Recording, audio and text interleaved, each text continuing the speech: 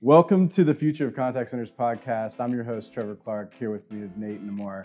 We're just a couple of guys that think there's a lot to talk about in the contact center space. We're going to be talking about trends. We're going to be talking about new technologies, insights that we see running our business day to day, just really anything. So anyway, today's topic, we're going to be talking a little bit about how to find the right outsourcing partner.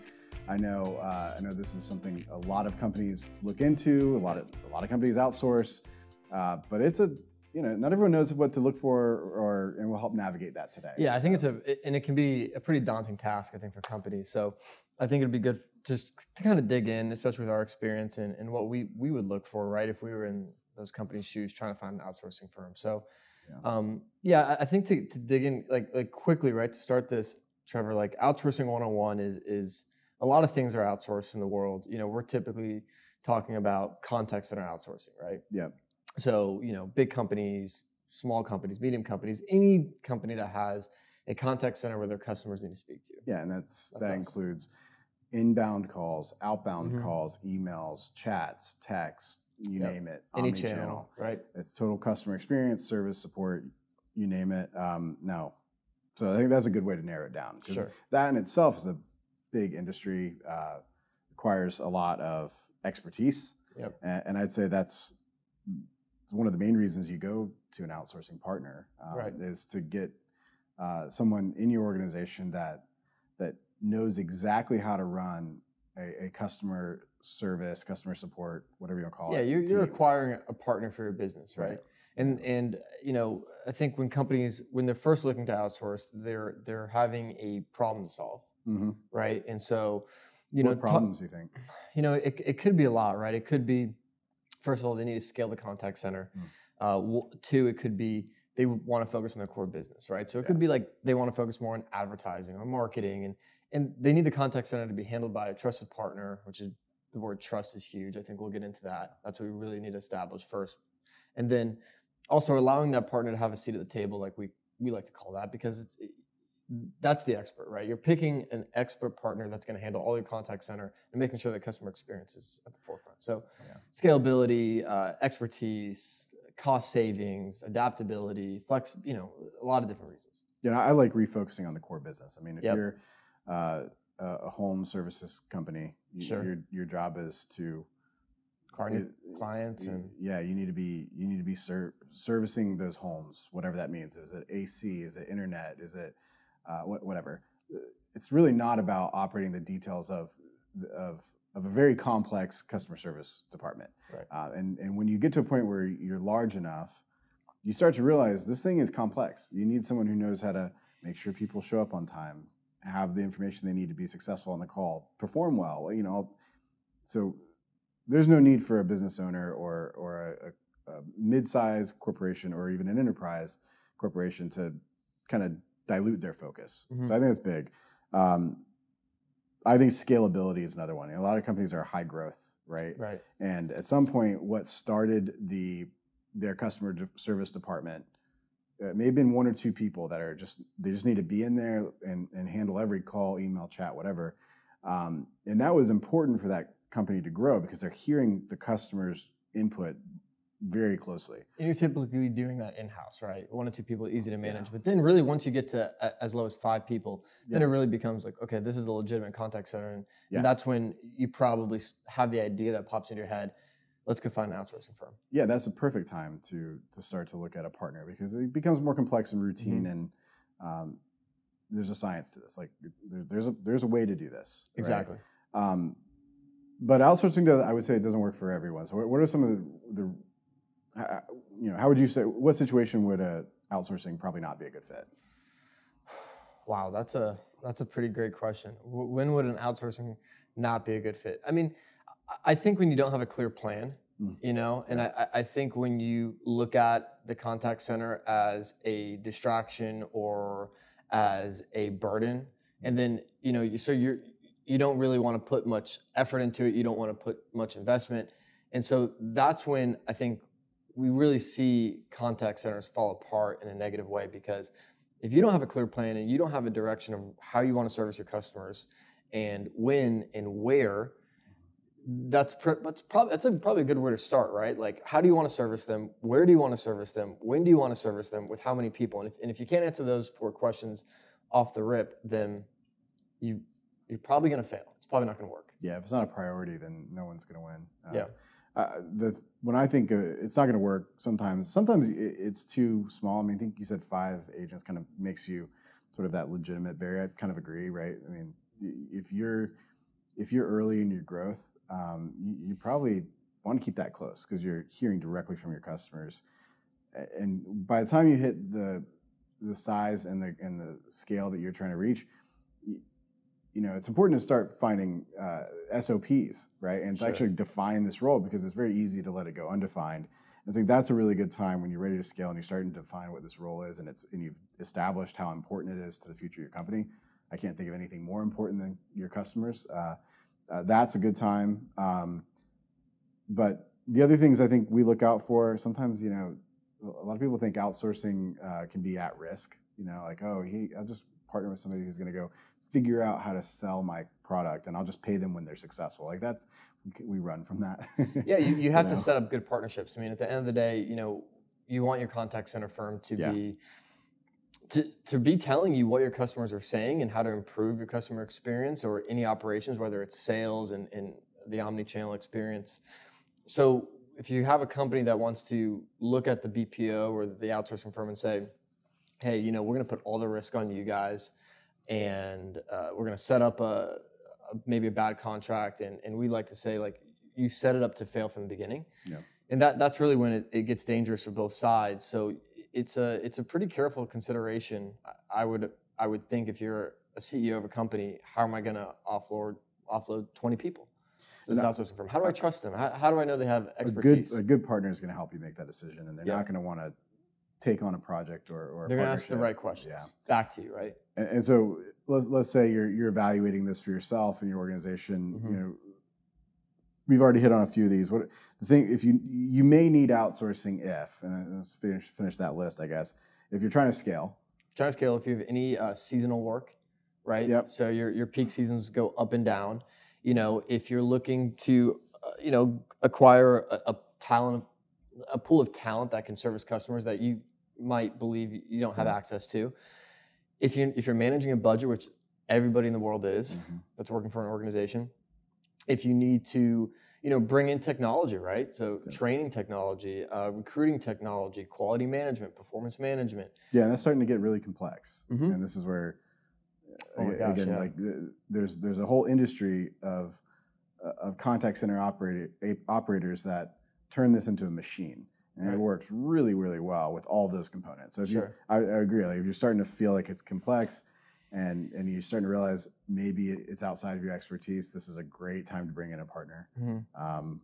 Efficiency, cost. You said a lot of these things. I think we're very aligned. Core business focus. Like, you start to feel like your team's drifting because they're solving all these customer support issues that really can be solved with know-how and routine.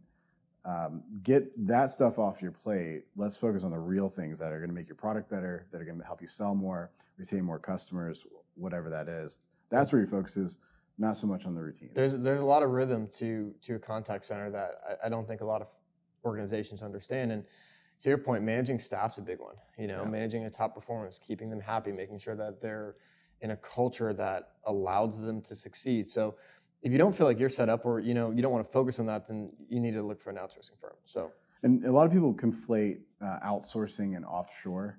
So I think the other thing you have to consider is, when you're looking at partners or building out your centers internally, which is both are great options, and we encourage a mix, right? You have options. You can build your team in house. You can go with a partner that operates totally in the U.S. if that's important to you and your customers. You can also go nearshore, which means Latin America, Central America. That's typically what I would think. Do you think people still refer to outsourcing with offshore? Or do you think it's kind of drifting? I don't know. I feel like some people conflate them. And so anytime I say outsourcing, I think a lot of people automatically think, Philippines or something like that, which, again, I would consider that offshore, and another great alternative as well. All of these are sort of on the table. There's no one size fits all, right? That's a good point. Everyone's got to evaluate this from the perspective of the customer.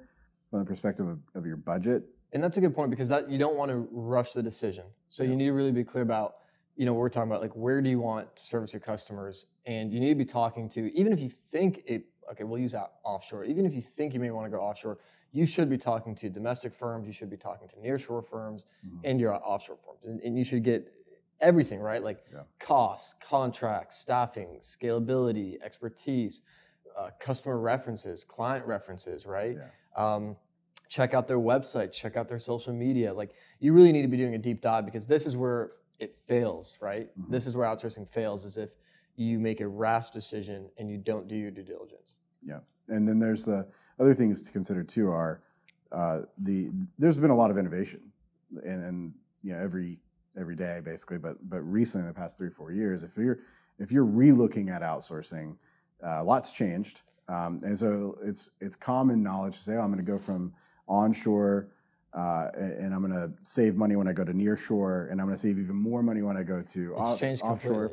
It's tilting, and I think we're introducing an innovation in the way we staff contact centers.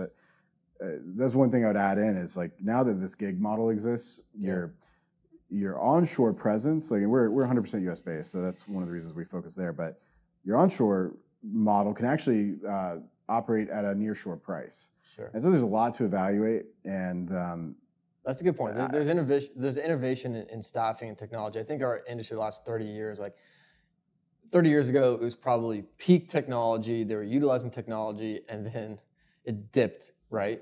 And then now it's coming back with AIs coming into play. And contact centers we call it table stakes. You have to have them inside your contact center.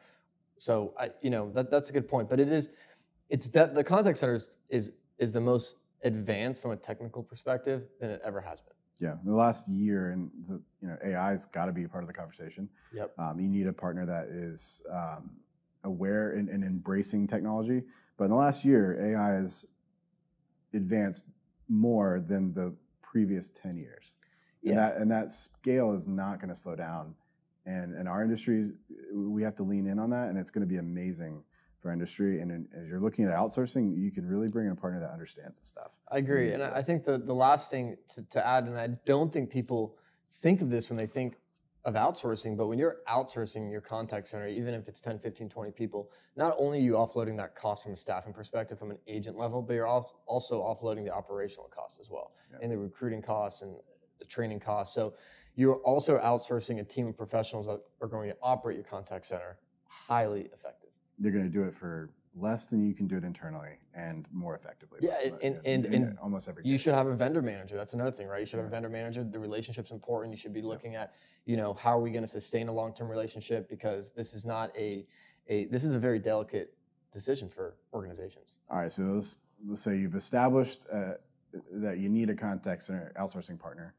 What are you looking for in one of those partners? Because you're going to get, you start looking for an outsourcing partner, they're going to be all over you, booking meetings with you. What do you need to know that this person's going to be, this company is a good fit for your organization? Yeah, I think expertise, and expertise can range, right? It can range from, do they have specific industry knowledge, or do they have some sort of past experience that will help you? Do they have your core business beliefs as well? So do they align to your core values?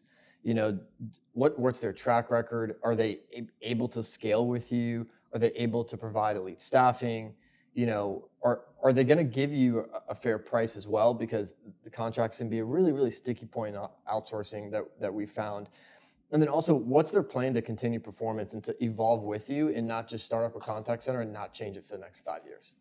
Yeah, and as you're saying, I agree with everything you said. And I was thinking to myself, you could probably, one of the things you could look for is, are they willing to pilot? Yeah, I worry about anytime in these conversations, a good partner, you're going to learn that they're a good partner after you've partnered with them. Sure. You need to trust them.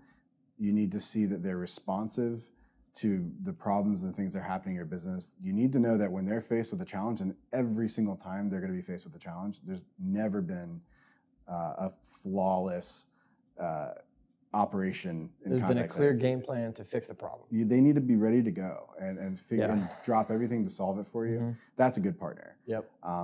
The sales process, you can get it's not easy to see that. And so I think a pilot's a great place to see, are they going to deliver their promises? Right. So anyway, I just kind of wrote that down. Like that's exactly what you need to know is, are they going to test this with you? It's true. And then the other thing is, and I think to your point, that's also that's a green flag for the outsourcing firm. Yeah. That, like, I think a lot of a misconception is people are afraid of POCs. Well, no, the outsourcing firms actually prefer that because it also gives them insight into the organization. And is this a long-term relationship on both sides? And can we do this at a high level for you? Let us prove it, let us try it out, and let us begin a relationship with you. So I think another one is like, do they have customers that are singing their praises without references, right? Like not just reference. Are they willing to talk to you? Yeah. Because I mean, they're taking time out of their day and they're promoting their relationship with that company. That says a lot. That says a lot. Yeah. And I think the other thing too is when you're evaluating the team that's going to be, you're going to be working with them day in, day out, not the sales team, the team that you're working with day in, day out. Do you trust them as a strategic partner? Do you want them to have a seat at the table? And I think the answer should always be yes. Yeah. This person should understand this business and my business in a way that can drive us forward. Yeah. And I think that's important. You need your partner to propel your business, not to be a drag on it. Yeah, and that's a good point. I think a lot of contact centers, if they're performing well, they're doing those things, right? Their customers are more than willing to tell a potential client that says, you got to go with these guys. Like, you have to go with these guys, right? They've changed our world. They've made our contact center 1,000 times better.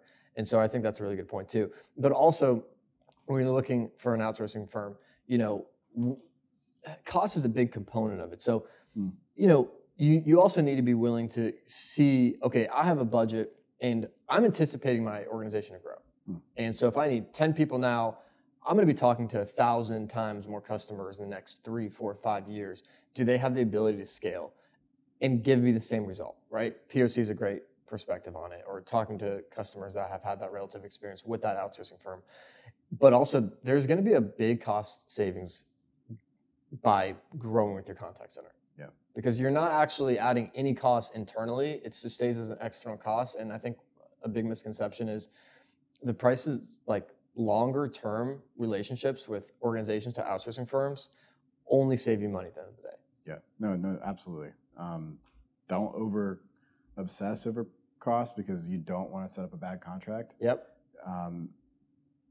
I think that's important, but know that with this model, you should see cost savings, though, like especially with the more innovative approach, right? And if you're getting these different cost models, in different prices and their range, really ask yourself why, because there's reasoning behind it. So don't get caught by the lowest price or the flashy price. Like, really try to research or discover, use your network, or talk to the firms, or why am I seeing this price? And that's a big component because they'll tell you exactly why. You know? Yeah.